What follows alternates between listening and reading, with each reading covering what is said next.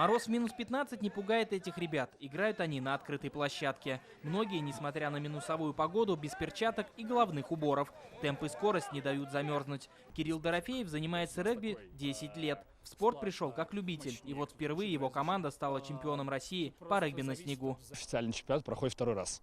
В прошлом году победителями стала «Энергия» из Казани. Мы также с ними выступали в финале, который проиграли.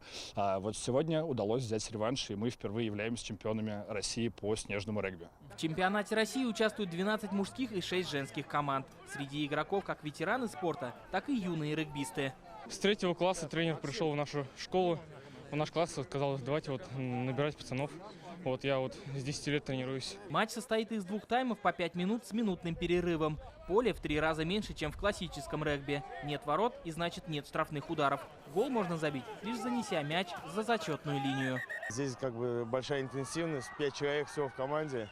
И нет захватов подавляющих, нет такого раков, молов.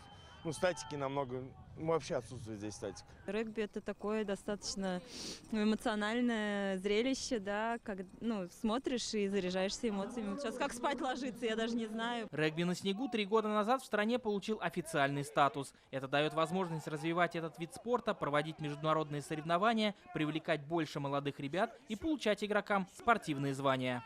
Россия вообще доминирующая страна в снежном регби. На сегодняшний день все основные титулы европейские принадлежат сборной России, как в мужском регби на снегу, так и в женском. Мы чемпионы! Регби в Татарстане появилось почти 60 лет назад. Сейчас этим видом спорта в республике занимаются больше 1000 ребят.